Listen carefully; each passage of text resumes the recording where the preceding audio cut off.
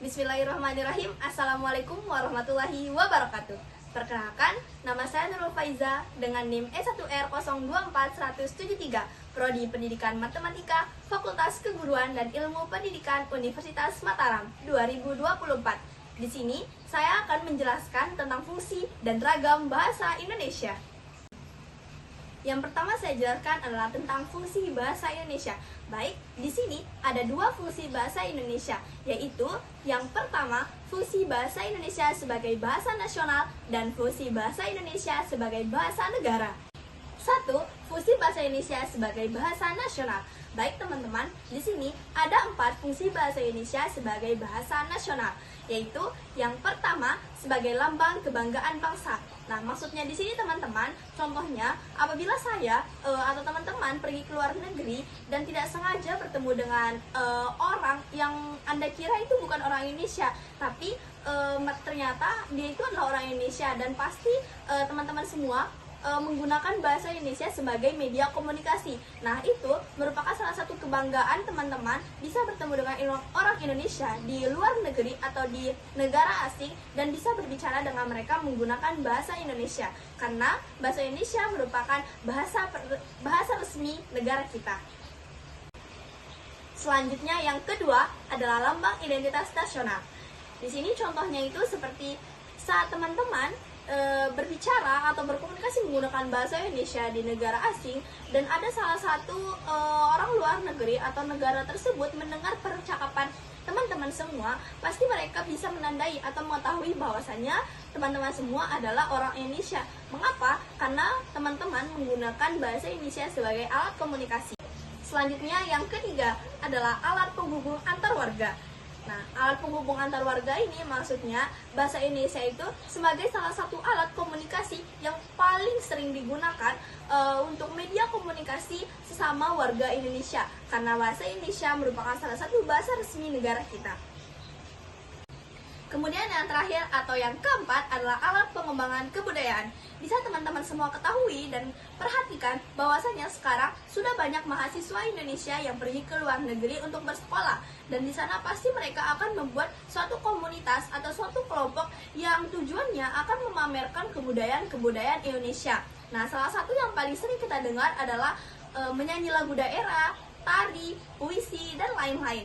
Nah, itu merupakan salah satu alat pengembangan kebudayaan yang dimana mereka pasti akan memamerkan kebudayaan itu menggunakan bahasa Indonesia untuk menunjukkan kepada orang asing bahwasanya kebudayaan Indonesia itu sangat unik dan banyak. Selanjutnya, saya akan menjelaskan tentang fungsi bahasa Indonesia sebagai bahasa negara. Di sini ada 3 fungsi bahasa Indonesia sebagai bahasa negara, yaitu yang pertama sebagai bahasa resmi kenegaraan. Teman-teman sudah pasti tahu bahwasanya bahasa Indonesia adalah bahasa resmi negara kita, yang dimana bahasa Indonesia biasa digunakan sebagai alat komunikasi sehari-hari, dimanapun dan kapanpun. Selanjutnya yang kedua, bahasa pengantar di dalam dunia pendidikan. Seperti contohnya, orang Sumbawa apabila bersekolah di Lombok tidak mungkin gurunya menggunakan bahasa Lombok, karena mereka tidak akan mengerti. Pasti gurunya akan menggunakan bahasa Indonesia.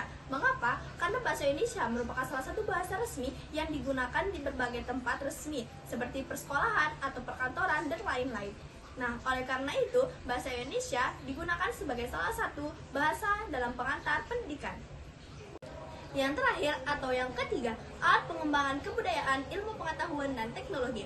Teman-teman sudah pasti sering mendengar atau menonton banyak perlombaan kebudayaan seperti lomba puisi, nyanyi daerah, dan lain-lain sebagainya. Itu merupakan salah satu pengembangan bahasa Indonesia di dalam seni kebudayaan. Baik teman-teman, berikut saya telah menjelaskan tentang fungsi bahasa Indonesia. Sekarang saya akan menjelaskan tentang ragam bahasa Indonesia. Pasti teman-teman bertanya, apa sih ragam bahasa Indonesia itu? Ragam bahasa adalah sebuah keragaman yang muncul akibat perbedaan latar belakang, suku, dan budaya yang terjadi di Indonesia. Teman-teman pasti tahu bahwasanya Indonesia memiliki suku dan budaya yang berbeda-beda di setiap daerahnya. Contohnya, apabila teman-teman berada di tanah Jawa, pasti teman-teman menggunakan bahasa Jawa sebagai alat komunikasi. Atau teman-teman berada di Pulau Lombok, pasti teman-teman akan menggunakan bahasa Lombok sebagai alat komunikasi. Adapun 3 ragam bahasa yang disebabkan oleh beberapa faktor. Yang pertama adalah ragam bahasa yang disebabkan oleh perbedaan letak geografis atau biasa disebut dengan dialek.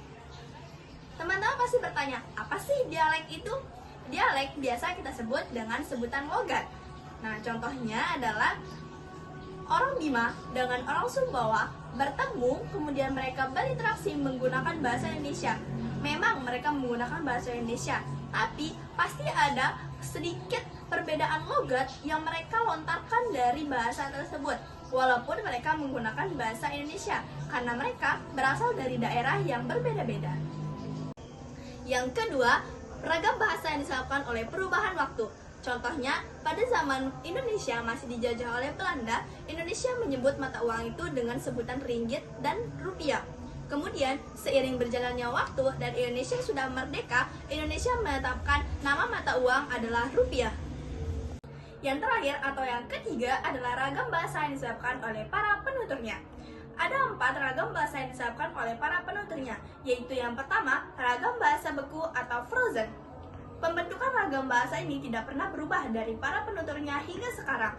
Contohnya, berada pada Undang-Undang Dasar 1945 atau proklamasi dan juga Pancasila serta lain-lain.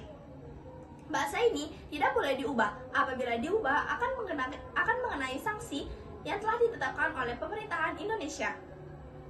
Selanjutnya, yang kedua adalah ragam bahasa resmi. Bahasa ini biasa digunakan pada situasi-situasi resmi, seperti pada pembuatan buku-buku pendidikan, majalah, koran, dan lain sebagainya.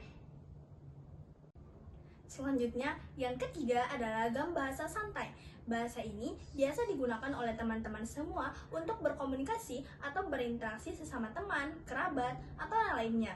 Biasa, bahasa ini digunakan pada saat kita masih kopi-kopi santai, atau kita sedang piknik di pantai, dan lain sebagainya.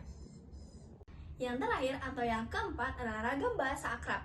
Bahasa ini biasa digunakan pada saat kita sedang berinteraksi atau berkomunikasi dengan orang-orang terdekat kita. Contohnya, pada saat kita berinteraksi dengan kakak kandung kita, atau dengan saudara perempuan kita, dengan orang tua, atau sahabat. Baik teman-teman, berikut telah saya jelaskan tentang fungsi dan ragam bahasa Indonesia. Jadi, ragam dan fungsi bahasa Indonesia tercipta akibat adanya perbedaan latar belakang, suku, dan budaya yang terjadi di Indonesia. Karena Indonesia merupakan salah satu negara yang memiliki berbagai macam suku bangsa. Sekian dari saya, semoga materi ini bermanfaat untuk kita semua. Wabillahi taufiq wal hidayah. Wassalamualaikum warahmatullahi wabarakatuh.